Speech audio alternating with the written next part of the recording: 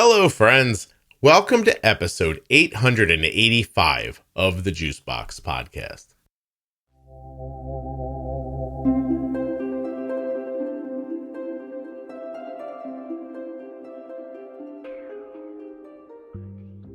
Jenny Smith is back today, and we're going to do another in the Type 2 Diabetes Pro Tip series. Today, we're going to talk about medications like GLP1s, insulin, metformin, and we're going to touch on a few others. This may end up being a part one of two because we get pretty far into the conversation about the GLP1s. Now, if you don't know what those are Ozempic, Mounjaro. These are once weekly injectables made for type 2 diabetes. While you're listening today, please remember that nothing you hear on the Juicebox Podcast should be considered advice, medical or otherwise. Always consult a physician before making any changes to your healthcare plan. You can get 10% off your first month of therapy at betterhelp.com/juicebox, and you can save 35% on your entire order at cozyearth.com when you use the offer code Juicebox at checkout. Cozy Earth is towels, sheets, sweatshirts, sweatpants, really great stuff. cozyearth.com. Use the offer code Juicebox at checkout to save 35% off your entire order. This episode of the Juicebox Podcast is sponsored by Dexcom, makers of the Dexcom G6 and Dexcom G7 continuous glucose monitoring systems. Whether you have type 1 diabetes or type 2 diabetes, seeing your blood sugar in real time is a game changer. Dexcom.com/juicebox. Jenny, hello. Hi. We are back. We have a number of episodes in our Type 2 Pro Tip series already up and being consumed by people. It's just terrific. Today, we're going to talk about medications that people with type 2 might find themselves using. So I struggle. There are so many Yeah. medications. I struggled to ask you if we should begin with what's hot right now in the news, which is like GLP1s, or if we should just start with insulin and end with GLP1s. So I think insulin. You want to start with insulin? I think so. I want them to understand how it works, and then we can tell them later how these other things might help them as well. Okay, because it's not, and that's great because I think on the mind of a lot of people with type 2 is that insulin is going to be in the picture at some point. Mm-hmm. So I think answering what is insulin, how does it work, what is it supposed to do, etc., is good to start with. I think in terms of where people might start once they're diagnosed may not necessarily be insulin. In fact, that may be very far down the road or maybe not at all. Yeah. But I think there are lots to discuss, so we can start with insulin because we know insulin, right? Yeah, we can talk about that. We can talk about that. and I do think that from what I'm learning, these GLP-1s really could be a situation where if you are in a prediabetes situation, type 2 even, it's possible that you could get out of being in that category with the GLP-1s at some point. Do you think that's true? Do you think they could keep people at bay for even a lifetime? In fact, in terms of, like the GLP-1s and the other ones that we'll discuss and talk about, they should actually, from a lot of the new standards that are done by the ADA, right? The standards of diabetes care. Not only should we be individualizing management person to person, right? It used to be a chart that was followed, start with this, go to this, move to this, but we really do need to, and the standards of care suggest to personalize, to really in-depth talk to the person that you're working with from the clinical standpoint and say, hey, what are your lifestyle factors? Where are your glucose levels? What lifestyle changes have been put into place? Let's look at the meds that we could use that would be beneficial. Right. And oftentimes the GLP-1s and that these newer kinds should actually be more of a front line rather than insulin, honestly. because they have a lot more protective, and we'll talk a little bit more about it, obviously. But there are a lot more protective components to some of these newer meds as well. And they're protective in many of the things that we talk about in terms of diabetes complications. Mm-hmm. So why wouldn't we want to start with some medications that can prove very beneficial in many avenues of type 2 management, weight management, nutrition intake, glucose management, all of that stuff? Why wouldn't we start with them versus something that might be old school and doesn't fit their need, really? Yeah, and that makes me think too of metformin, which is taken in a pill, but that's a drug that's been around since the 50s, maybe? For Ever? eons. And I think, oh my gosh, metformin. It was like it's like the first, Well, if I remember. There is as much research about metformin and insulin and diabetes and weight as there is about longevity. Like there is a ton of metformin research around longevity as well. Yes.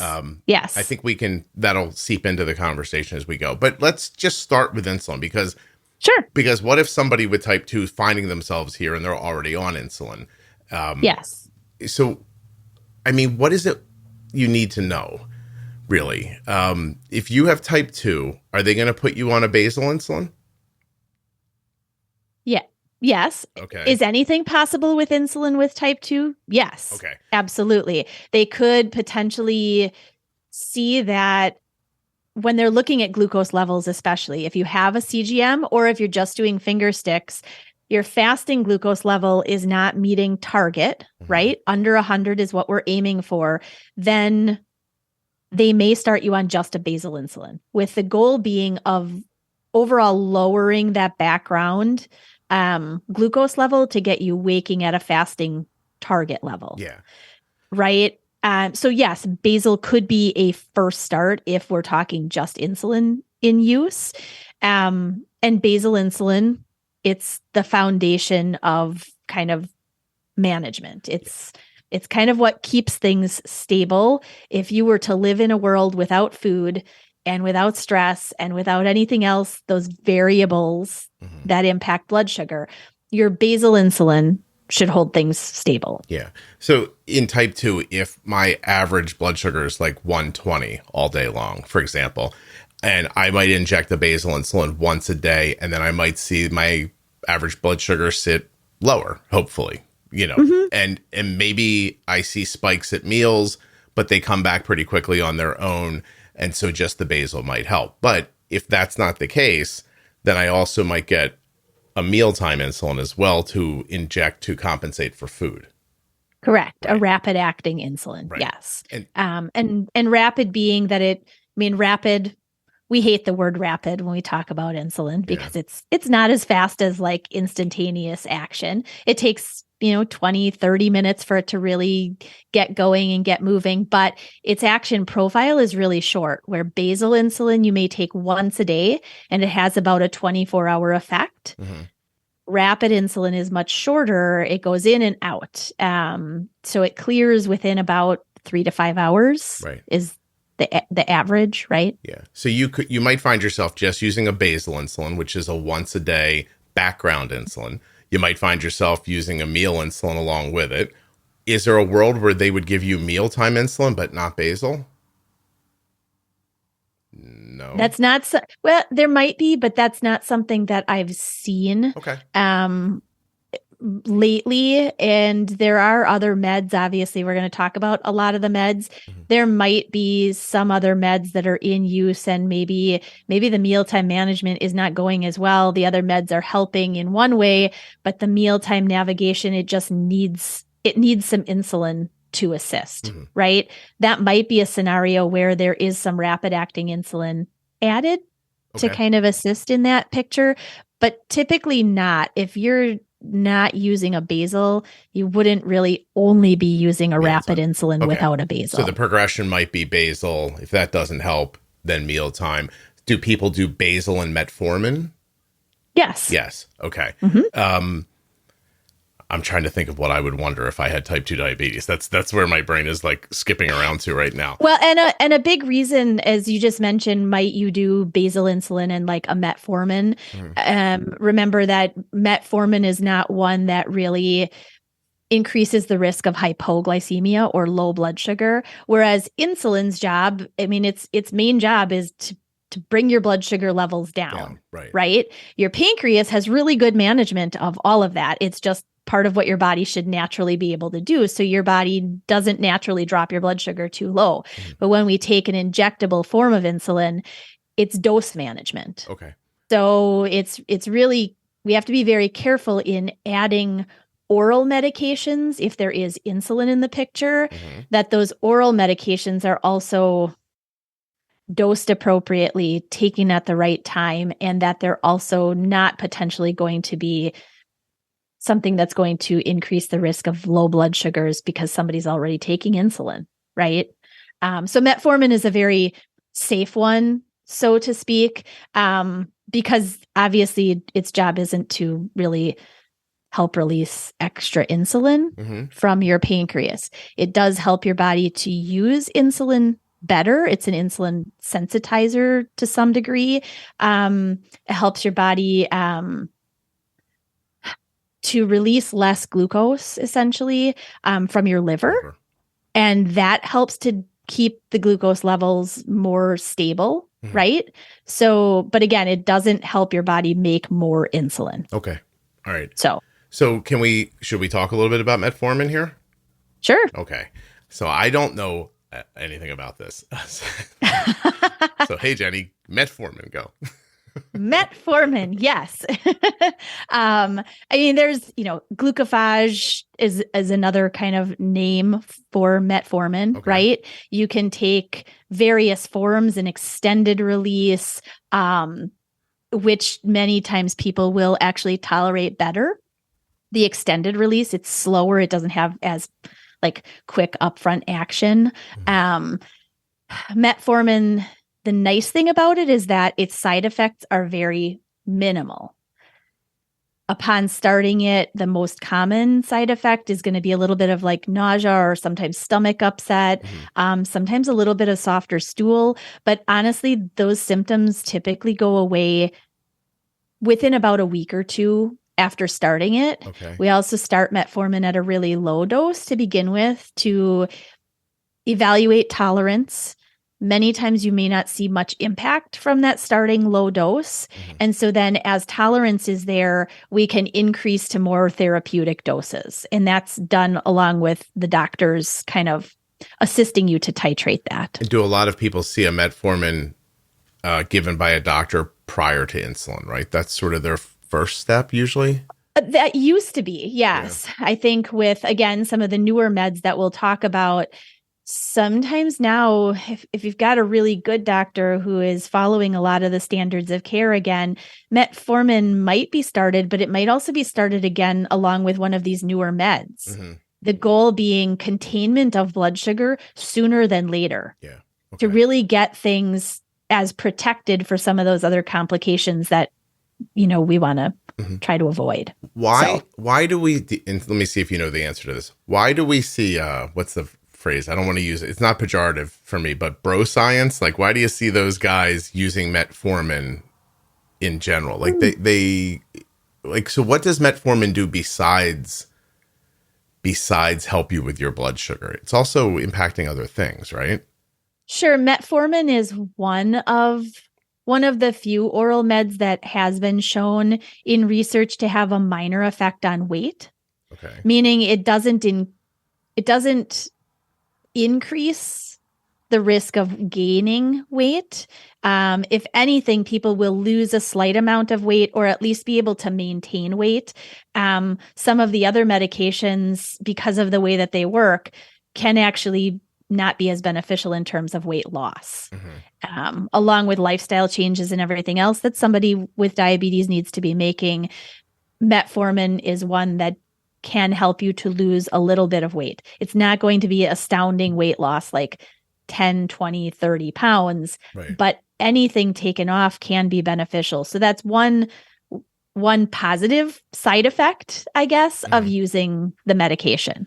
I Googled metformin longevity, and I hit a Harvard study that says preliminary studies suggest that metformin may actually slow aging and increase life expectancy by improving the body's responsiveness to insulin, antioxidant effects, and improving blood vessel health. So I don't know how right or wrong that is, but I do know there's a ton of research about metformin and longevity. Yeah, on longevity. Well, and when you also longevity also speaks to me in terms of ability to use long term too, not just in terms of the body, but also in terms of safety, right? Yeah. Because medications, as we know, outside of insulin's got a job. It does its job. It gets cleared. You take more of it. It's not like it really does other things it doesn't impact like anything your eyeballs and make them grow green spots, right? Right? We are. I hope not. I'm wondering why your imagination jumped to that, but okay. Yeah, I don't know. Yes. Well, I have kids, they're all about monsters and dragons and weird things. So, but a lot of medications in many areas, not just diabetes, they have impact, and thus all the commercials on television you hear, if you have any of these side effects or you notice any of this, and sometimes those commercials, I'm like, man, I think I'd rather live with this than see the side effects, But metformin is one that is truly mostly GI side effects. And are there some people that the GI side effects are so much that they don't go away, they get worse, and they actually can't continue on it? Absolutely. Mm-hmm. It's not as many people, but there are some people that it just isn't tolerated. Is there any way to know what that's tied to when they can't tolerate it? Is it people trying to continue their dieting from prior, like their fueling plan hasn't changed? There's no connection that you can think of? Okay. No, I mean, I'm sure that maybe there are some studies that I've not read or looked at in terms of why some people have symptoms, or that those symptoms are so bad that they just can't even tolerate it going above the starting dose. But if it's making you sicker, then it's not an answer for sure. Yeah. And with, metformin, that kind of brings up, when should you take it? We most often recommend on starting people take it with their meals, right? So on starting, we usually say start taking it with your breakfast meal. Or with extended release, usually recommend taking that with your evening meal, right? Because there's a long-term action profile of it. Taking it with a meal decreases the chance of that stomach upset. And I even often tell people, take it in the middle of the meal, like sandwich it, eat a little bit, take the med, eat the rest of your meal. So it's kind of like plopped between, right? Gives it a chance to break up in your stomach without hitting harshly somewhere. Yes, exactly. I mean, there are some certainly some kind of cautions, obviously, with liver or some kidney problems.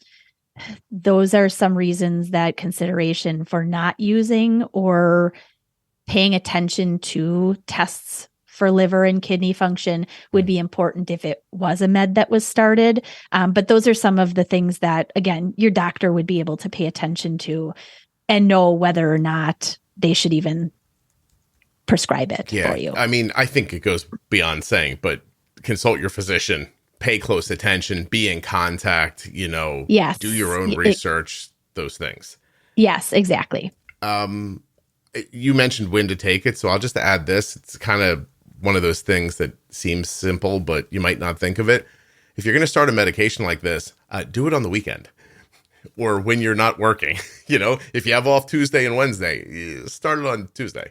Right. Yeah. Absolutely. Right. Because then you have a visual to any potential side effect that's going to be negative. Mm-hmm.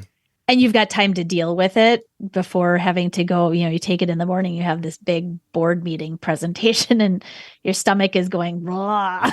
And you're like, the whole thing is probably not the best thing. Yeah. You don't want to be at work going, I think I'm going to have loose stools. No. That is not a good idea. Do that at home on Saturday is what I'm saying. Yes. That's all. Be close to your own toilet. Yes. So we're not going to see huge effects from metformin.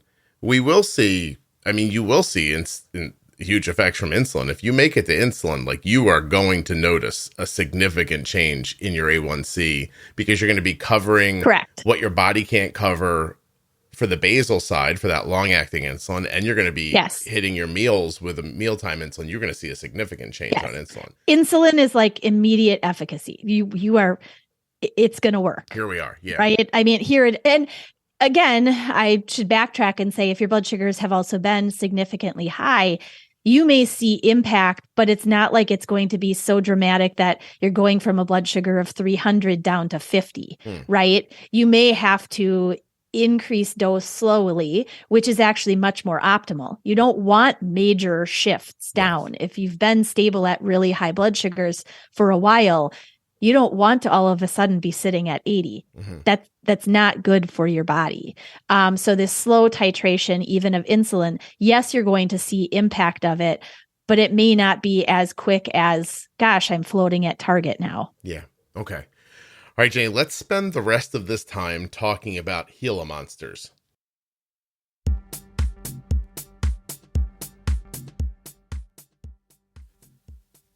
A Dexcom CGM is at the core of how we manage my daughter's type 1 diabetes. Dexcom.com/juicebox. Go check it out. You could be eligible for a free 10-day trial of the Dexcom G6. You have to go look. And don't forget that Dexcom's G7 just came out. My daughter wore it last week. Loved it. Much smaller than the G6. Absolutely. I don't know. She said she couldn't feel it go on, and she didn't even know she was wearing it. Dexcom.com/juicebox. See the speed and direction of your blood sugar. See the impact that the food you're eating is having on your blood sugar. And how about being able to see the impact that your medications are having on your blood sugar? Right on your smartphone, Android or iPhone, or on your Dexcom receiver if you want. Use your phone, use the receiver. It's completely up to you. Want somebody to follow your progress? Up to 10 people can follow you on a Dexcom G6 and a Dexcom G7. My daughter's being followed by myself, my wife, and 2 of her roommates at college. Actually, 3 of her roommates at college. That's amazing, right? If you have type 2 diabetes, just as valuable. You're going to learn so much by watching the impacts of all the variables in your life. Exercise, stress, food, medication. Where is your blood sugar going? How fast is it going there? And what number is it? You couldn't ask for more, honestly. Dexcom.com/juicebox. Make informed decisions.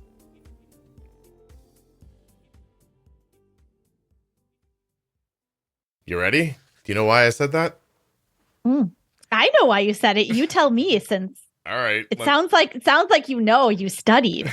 So there's a Canadian researcher who studied Gila monsters. It's Gila monster? Gila monster? It doesn't matter. Big lizard, right?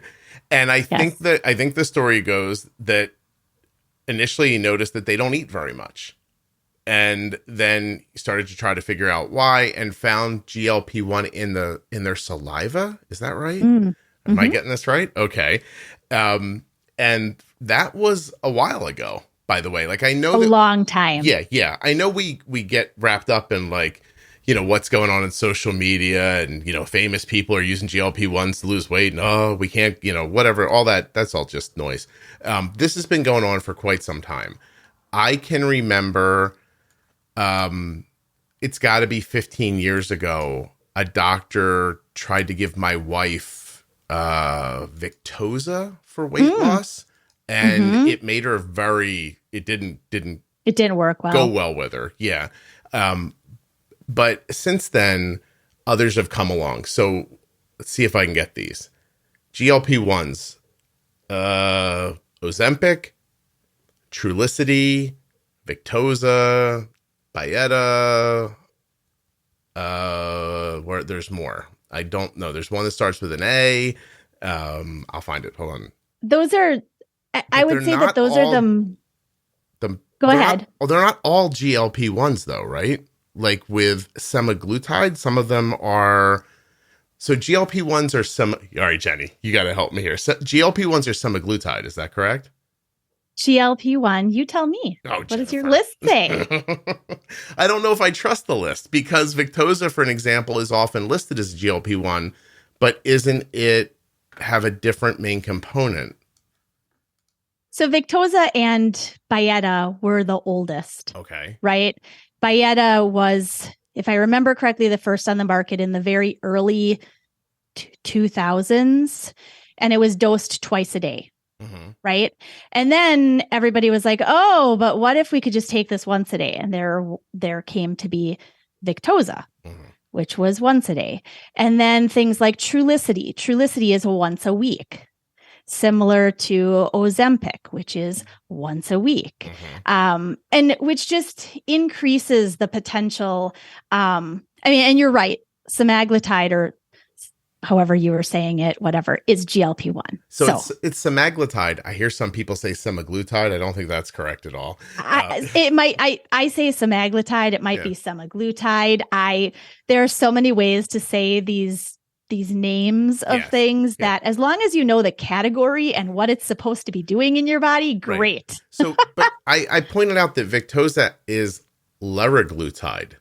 So it's not exactly the newer drugs. And I think this is good. It's all formulation.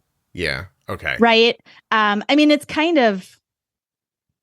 It's formulation. I think that's the easiest way. I mean, they have, in terms of action, their action profiles are all similar enough, but some are taken, like I said, more on a daily basis, and some are taken more on a long-term sort of basis, which I think for some people makes it a lot easier that they don't have to remember something every single day. Yeah. But in general, these GLP-1s, their action profile is to really increase insulin secretion and to help, again, kind of like metformin, decrease glucose release sort of from the liver, specifically in the after meal time period. Yeah. And then they also help to delay sort of stomach emptying and like the glucose kind of breakdown and whatnot, which helps to increase satiety, which is a huge reason that GLP-1s are beneficial for weight loss. And for me, if this was me going into a doctor's office and I was like, look, I have prediabetes, or I have type 2, I'd be pointing to, I'd like to try Ozempic, or I'd like to try Mounjaro. That's where I would be focused based on what my research is telling me. Do you see a reason why others would be? I've actually, and again, I've been out of specific, we've got a number of type 2s, but I've been out of the type 2 specific, like prescriptive component for a while. Okay. Byetta and Victoza were very, very big when I was working more heavily with the type 2 population, but we didn't have things like Trulicity or Ozempic or any of those meds to choose from. Yeah. I think now the benefit of something like Ozempic especially is that they have clearance for some of those other risk factors that we're trying to decrease, right? Especially cardiovascular benefit. Yeah. So if you're looking for the most bang, let's say, in a medication, and you're potentially high risk for heart disease, or you've already had some type of cardiovascular event happen, or you have a strong family history of, then you're looking more towards these newer GLP-1 because of what they've proven in some studies. Now, Mounjaro is a GLP-1 and also a GIP in that drug. This is what my thinking and my reading has told me. So apparently a GIP is a gastric inhibitory polypeptide. Very good. Jenny's just impressed I said polypeptide correctly. I am. She was looking at me. She goes, watch him mess this up. And I got it. So they are like their studies, basically the Mounjaro people, I don't know who makes it. Is it Lilly? Is it, I don't know. Let's figure it out, I guess. I'll scroll. Lilly makes Mounjaro. They're saying that people on average on Mounjaro are losing like over 20% of their body weight.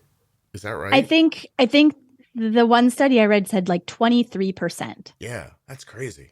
It was an enormous amount of weight. Right. Absolutely. Yeah. Yes. And it's not in an insane amount of time either. 6, It is 9 not. months, under a year, and so, but then Ozempic, I don't know what their studies say, but it's something more like, is it like 16 or 18? It's less than that, but it's substantial again when we're comparing it to something that's older, like even the Byetta and the Victoza, and definitely much more beneficial than metformin in weight loss. It's in the teens area in terms of percent loss. I have here New England Journal of Medicine, semaglutide group, approximately 70% of participants achieved a weight loss of at least 10%. And approximately, let me get the rest of it, and approximately 50% of the people, where did that go? Achieved a weight loss of at least 15%. Furthermore, one third of participants treated with semaglutide lost at least 20% of their baseline weight. Wow. Which it's huge. If that one has been a struggle for a really, really long time for you, and now you kind of are slapped with another, now you have type 2 diabetes as well, right? God, I've already been working on this and I'm not getting anywhere. And now you tell me I have this to work on as well. It's like, how much more can you load on, right? And while lifestyle change is the forefront of what we would try to encourage, sometimes people have already done some things lifestyle wise, and it's helped, but it hasn't helped to the degree of 20% weight loss. Yeah, right. Well, this here goes on to say that these are results that approach those of like 3 years after bariatric surgery. So, people getting their stomach stapled or whatever they call it, it's 3 years later to lose 20%. I'm talking about like click, live my life, I'm losing weight. And we've touched on this before. I'm going to do it again. If I could close my eyes and imagine a world, we'd all be out jogging after work and eating a half a piece of chicken with a little bit of broccoli on it and going, oh, I'll take some sparkling water. That's not happening. So like, as long as that's not happening, as long as people are in some situations stuck eating processed foods that are just beating the hell out of their bodies, right? Yeah. We all shouldn't just go, okay, well, I guess I'll die. This is crazy how well this works. And it is, because it got into the weight loss market, it's got a light shined on it now, because I've been hearing people tell me around diabetes for years, whispering in my ear, maybe GLP1s, maybe a GLP1 for type 1s, and it doesn't catch any traction. But I'll tell you what, a couple of people lose 50 pounds on TikTok and everybody goes, hey, what the hell? What happened to her? Right. And how did they do it? And gosh, they didn't have to just sit and eat green beans. Yeah, right. Because they make me choke because my parents yelled at me. Well, and it doesn't matter. Like, for whatever reason, like, I keep trying to make this point. I don't think you should be embarrassed if you have type 2 diabetes. I don't think you should be embarrassed if something's going on. I don't believe that a large amount of people are just sitting at home with their hand in one bag of Doritos and their hand in something else and going, I don't care if I die. Like, I just don't think that's true. It's not. Is it true for somebody? Yeah, maybe. But also that person deserves a life too. And I'm not saying you should use the drug and then just eat poorly. I'm totally not saying that. But I'm saying that if this helps, then why not? And my point is, why did it jump into the weight loss category? So, for example, right now, Mounjaro is only available for type 2 diabetes. But there's no doubt in my mind that they are very busy right now making, something that's going to be for weight loss. Because Ozempic is for diabetes, type 2, and they made Wegovy. Now, you'll hear people say Ozempic and Wegovy are exactly the same thing. They are, right? Like, at the molecule, they are. It's just the dose. It's just the dose that they change. So there's a different dosing for diabetes than there is for weight loss. Now, what they're learning and what they're seeing is the satiation that you're talking about, like just not being hungry. If you go into any weight loss Facebook group or pay attention online, Wegovy users, as an example, are like, I am not hungry. Like I'm reminding myself to eat. Right. Yeah. And as a matter of fact, their doctors are telling them, when you start taking this, you have to keep eating. Correct. And that might not be easy to do. I'm talking to somebody personally right now who describes they're using Wegovy for weight loss, but this person's pre-diabetes as well, right? So, sure. And they talk about their entire life while they're making breakfast, they're thinking about what they're going to eat for lunch. Like, and it's not like a softness. This isn't a weak person. You know what I mean? Like Sure. This is just their mind. They're always hungry. Sure. They have hunger in a way that you cannot, like, I don't understand when it's described to me. Like, what do you mean? Like, we just ate, or they'll make 3 things at a meal. Like any of those things would be a full meal. And they're like, well, I'm going to get this with this and this. And as soon as I get done eating this, I'm going to be hungry again. I don't care if we found a way to say that's a disease or not. That's a disease. You know, like if your brain's not shutting off that's correct. It. Yeah. And I think in today's, I mean, it begs to actually, it's a rabbit hole, but honestly, we've lost a lot of connection with our brain to our stomach and what our body actually needs and when it needs it. We've lost a lot of that because we are bombarded with food on a day-to-day basis, not only with the commercials, but also with social interactions. Yep. Everywhere we go, availability, something social includes food. You can't go to a board meeting that doesn't include some type of probably pastry along with coffee or tea, right? You can't go to meet a friend at a park and just sit. It's let's go grab something to eat and talk over the food, right? So I've never drank coffee in my entire life, right? Cold coffee, calories. Oh my goodness. If you're truly just getting a plain old cold coffee, nothing in it, it's like hot coffee that you've just cooled down. Okay. It's not caloric. Right. Our cold coffee culture today. Well, that was a lot of C's. Sorry. See, I have little children. But it's an entire, you don't just get coffee. You get some type of sweet something in it, and you get frappuccinoized, or you get, something to it that makes it not taste like coffee, but it's a sweet treat. And all of a sudden it's 300 calories in a glass. Absolutely. Yeah. And that's just, I'm saying, imagine a world where you've just got caught in this cycle. Like you said, like we've been eating like this for years. And if you go back to the 50s and the 60s and the 70s, there's scarcity of food, right? And people eat your plate, like, because but they were still just eating, I don't know, some potatoes and beef and beans. It wasn't like, but they were eating regular meals at fairly regular times. Now, life has also gotten very busy, very different in today comparative to the 50s, right? Right. And the structure of our day has changed very dramatically. We don't have a typical breakfast together, a lunch, and a dinner time. Everybody is home and, somebody's reading the paper at the dinner table. Yeah. Now I was just talking to somebody at my kids' Taekwondo last night, and she's like, sometimes I'm shoving peanut butter and jelly in their mouth and being like, we have to be there in 5 minutes. And that's what they get for dinner is peanut butter and jelly. And I'm thinking to myself, I understand, but I have so much I could say to you about this, but you're not asking, so I'm not going to blabber to you. Yeah, exactly. So, but if people's lives are look, it used to be, I remember I was 12 years old and my grandmother and I were driving down the street in the town she lived in her whole life. And she pointed, I swear to you, she pointed at a corner where there was construction. And she said, they're putting a 7-Eleven there. That's the end of this town. That's what she told me. And I'll be damned, that old lady was right. Because now, Wawa, 7-Eleven, any kind of convenience store that you can think of along the way, they're not one in a town. They're at every corner.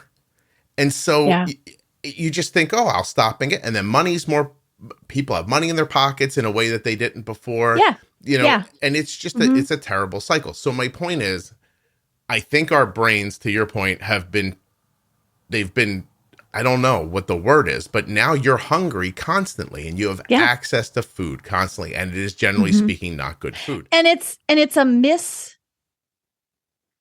I think there's a disconnect between what does hunger feel like and, oh, I could grab something quick because I'm not, like, your brain is thinking further. I'm not quite sure when I'm going to get to something else. So I might as well grab something now because, hey, that, little place to grab a coffee and whatever is here, or this little place to grab a sandwich from is here.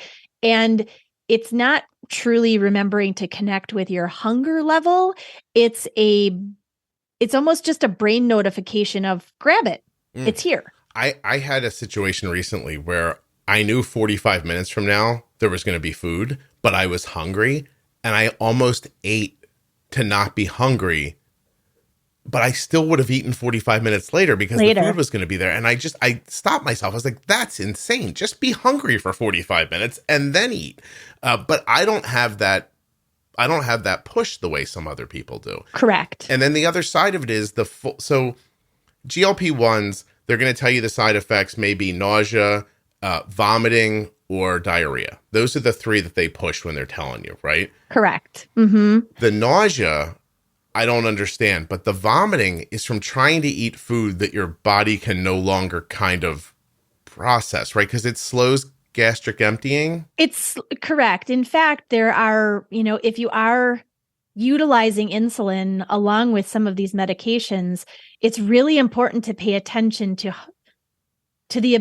what the meds can do in terms of satiety. Mm-hmm. Very important, because if you are someone who is using insulin and dosing for the food that you're eating, or you have what we call as a set dose based on meal time, you always take 5 units of insulin with your lunchtime and then you eat your lunch. Well, starting on these meds now, you may not be hungry enough for that 5 units. Yeah. Right. So there's some caution to be put into the mix here along with use of these, because they do impact your desire for food. Mm-hmm.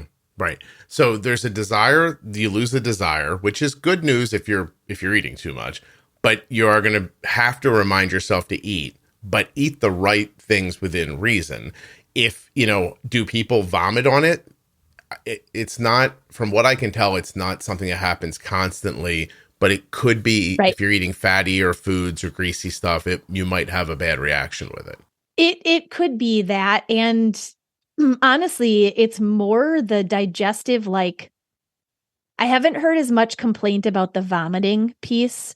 It's much more just this background, queasiness on starting the med and getting used to it.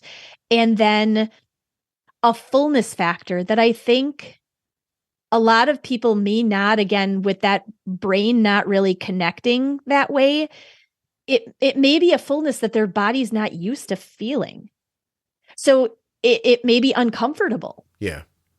So, so to wrap back around, GLP-1s, if I have prediabetes, if I have type 2 diabetes, if I maybe just have weight to lose, then I'm I think right now for insurance reasons, you have to be technically obese to get Wegovy. There are BMI standards that they have to essentially follow in terms of prescription. Not that they can't prescribe, but in terms of coverage for that medication, you have to meet a certain BMI. Yes. Mm-hmm. Yeah. Okay.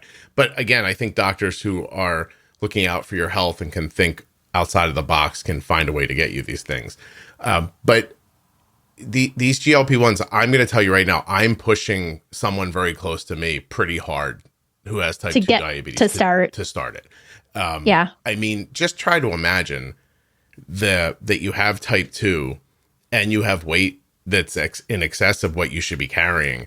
And that a year from now, you could lose 10, 15, 22% of your body weight and be help supporting the insulin production. And what's it do in the liver again? It clears something with glucagon, and it helps to decrease your glucose output, your liver. Right, from your liver. And so the benefit of that obviously is, your liver and your pancreas, they're these wonderful organs that are supposed to work Yeah. together really well. Right? They're supposed to.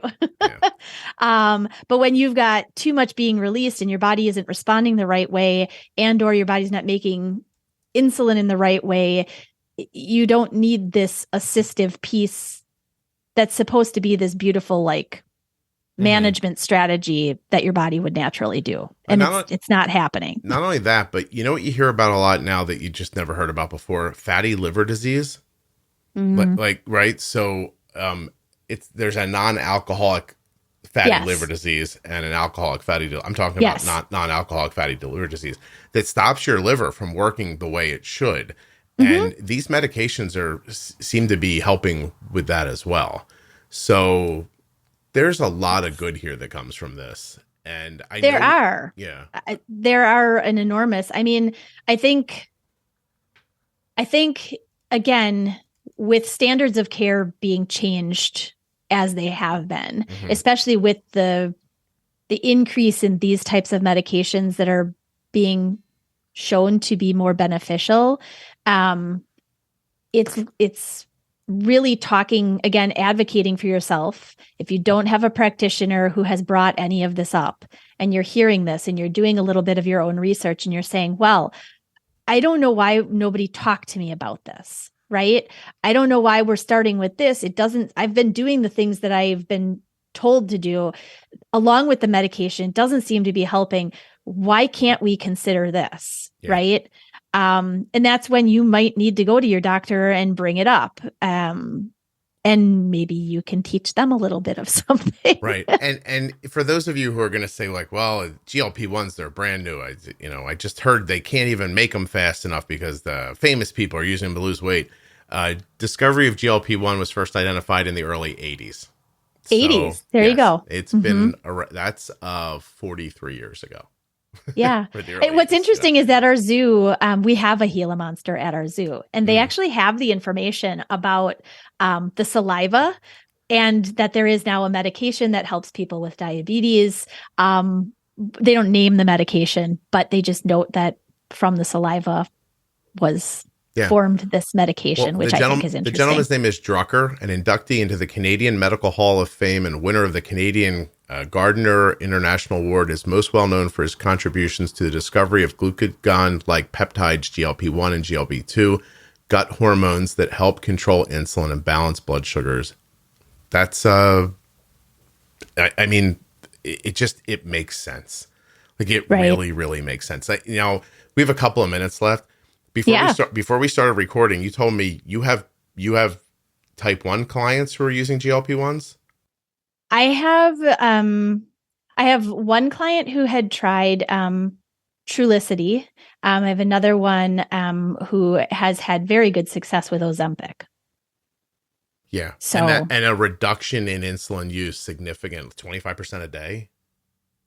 A reduction in insulin use. I have to go back to their specific charts to see how much we reduced by, but it's a fair amount. I mean, the person using Ozempic now for several weeks has come down in insulin use by about 10 units overall, and has lost weight as well, which is very significant, and beneficial. Obviously, when you are an insulin user, we have this management that we have to do in order to make sure we're using the amount of insulin that keeps our blood sugar in the right place, but that we're not getting an overage. That then insulin is a storage hormone that allows our body to store more than we actually are using up.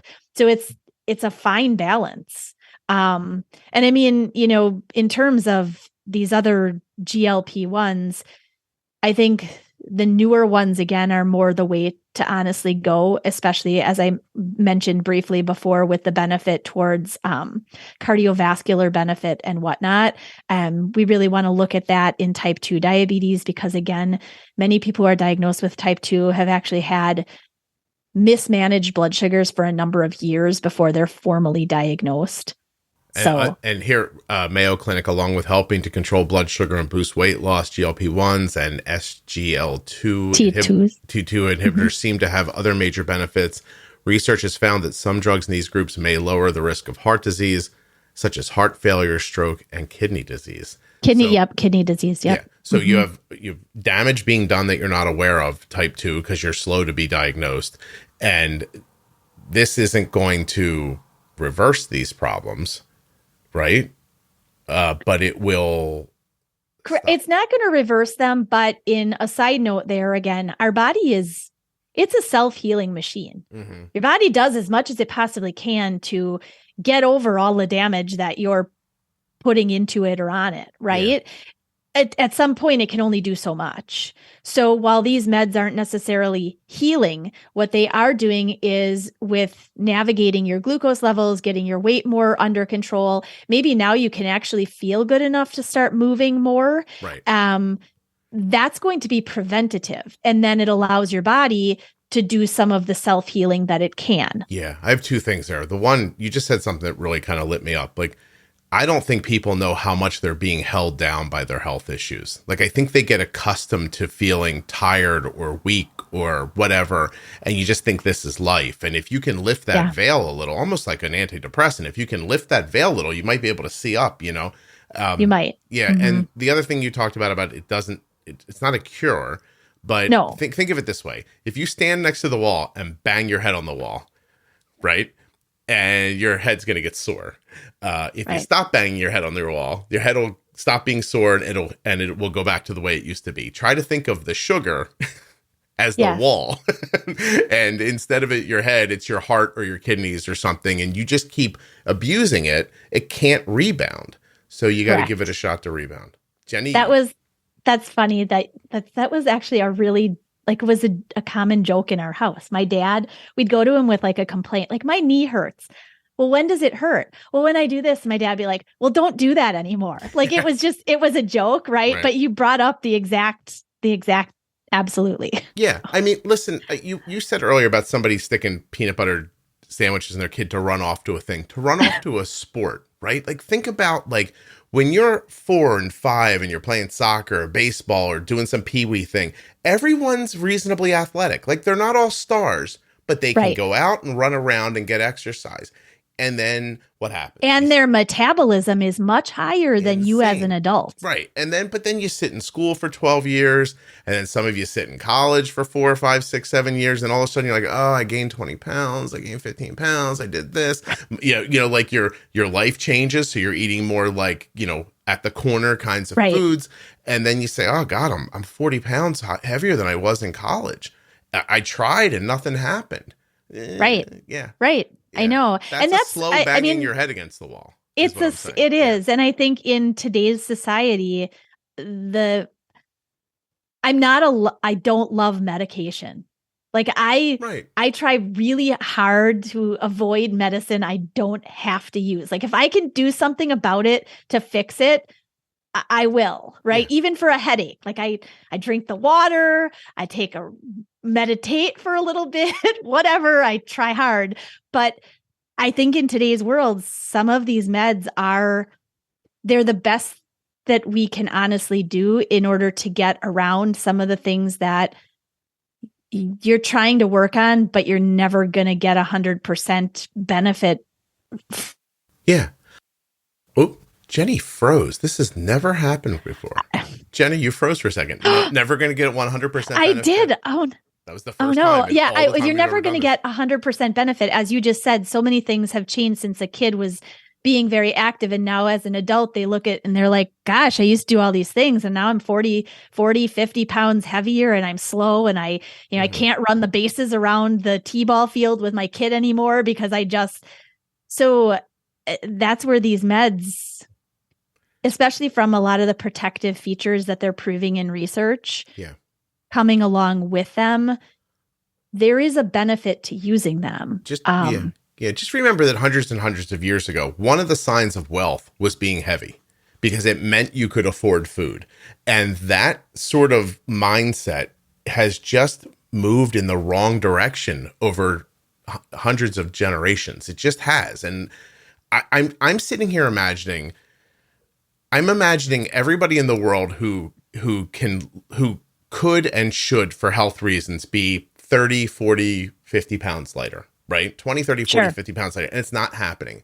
Like, imagine if the whole world used a GLP-1 for a year, and we woke up a year from now and everyone in that situation's weight was 15 or 20% lower, the world would change and everyone's mind would be rewired. And you wouldn't be like, oh, I'm going to stop at Wawa and get a pretzel. You'd be like, I'm going to go home and eat my dinner. And it's just that it would be, I'm with you on the I wish, like I'm sitting here wishing that this wasn't necessary, but I think this is the situation we're in. It is. And I think if we look at it even deeper level, will medications like this, if they're used not only for type 2, but some of them are being found in terms of just weight loss avenues, right? So if that's the case, we know the stress on our healthcare system already with a lot of the conditions that we have that are utilizing a lot of medications that aren't having positive side effects, right? So if meds like this are being brought in and utilized to the extent that it's decreasing some of the issues people are coming in with, cardiovascular, kidney, whatever, then at some point, I would like to be able to see that we've decreased the impact on our healthcare system. Yeah, and there's no reason that things couldn't switch back in a generation or two as well. Like, if every adult right now whose mind is wired to like stop and grab food and eat this before I eat that and all that other stuff, if we all rewired our minds, then our kids would grow up in a different situation. And a generation from now, you could be going in a completely different direction. So here's what I'm going to say. If you have type 2 diabetes or pre-diabetes, go to a doctor and say, I want Ozempic or Mounjaro. They're not advertisers of the show. As a matter of fact, I don't know. And no insulin or drug manufacturers ever tried to advertise on the show. I'm not even courting anybody here, right? I'm saying this is a fairly simple thing to do that has a good chance of leading to a benefit for you. Correct. I think it's worth a shot. I think the only caveat to it, and is very visible, and your doctor may bring it up as well, is coverage, right? That coverage may be a limiting factor depending on what your insurance carrier is, or who you're going through for your medical care. So that is, we talk about all of the highlights and the things, and hey, go and ask about this. It is a certain consideration that you have to make sure that you have coverage, because these meds out of pocket are expensive. Yeah.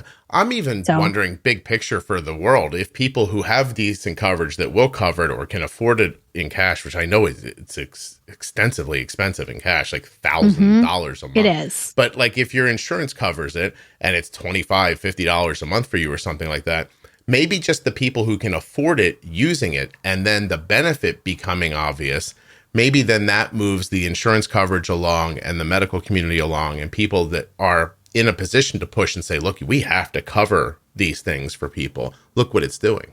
Right. Yeah. Absolutely. I mean, if they're not having to end result pay for all of these major procedures and things that are very, I mean, have you ever looked at the cost of like a heart procedure not cheap. And coverage?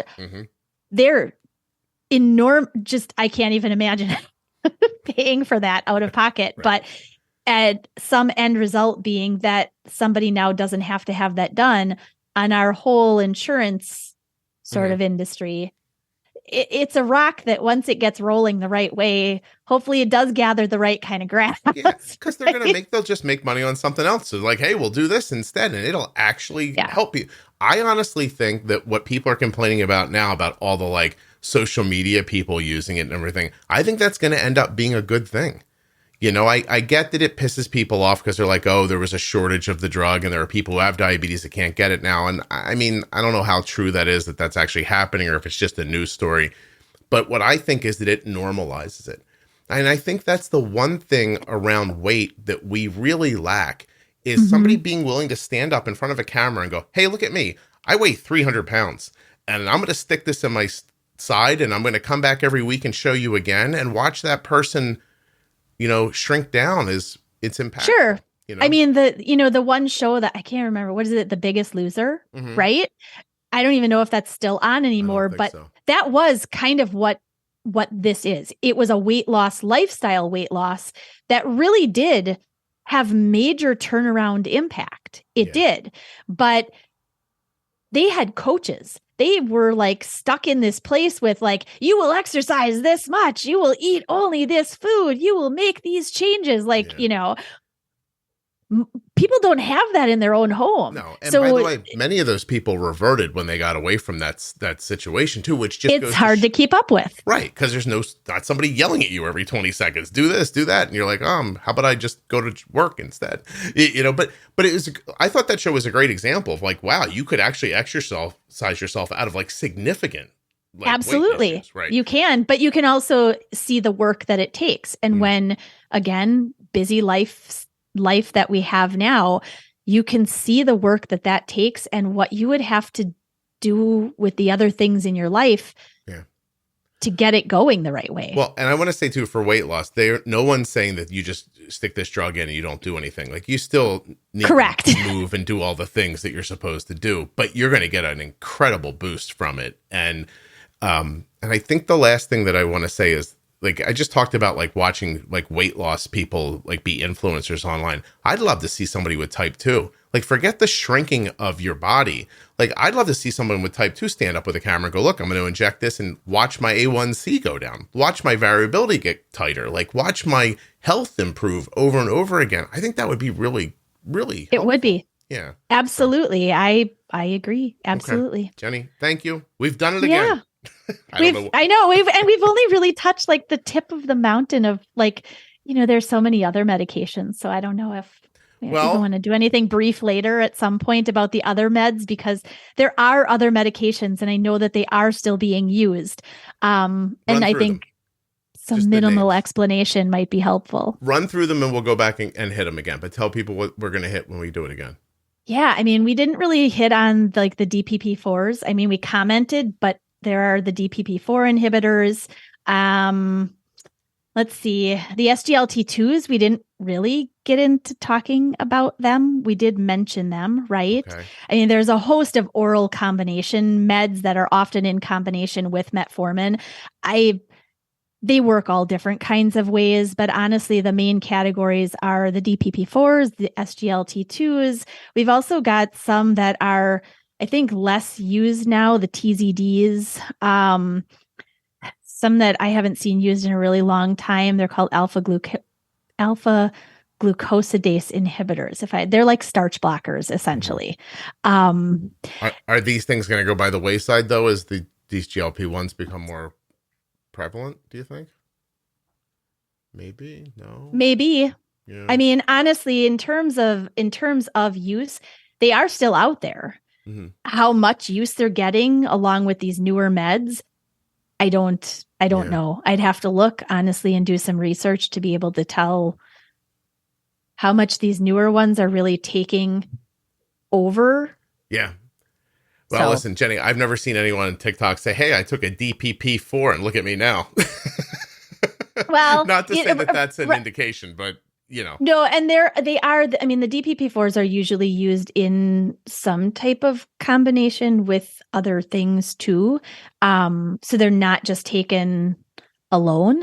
Mm-hmm. But I think definitely at least the DPP4s and the SGLT2s would be good to chat about. Yeah. Okay. I just want to point out that Gila monsters are very dangerous and don't try to kiss one to get their saliva. That's all. Yes. Don't have one as a pet. Although I'm sure people do have some as pets. I saw one eat a goat while I was looking this up online. I was like, oh my God. So just please, I don't know even stay how away. Stay away. Thank you. Leave the lizards in the desert. All right, Jenny. Thank you so much. Bye. Bye.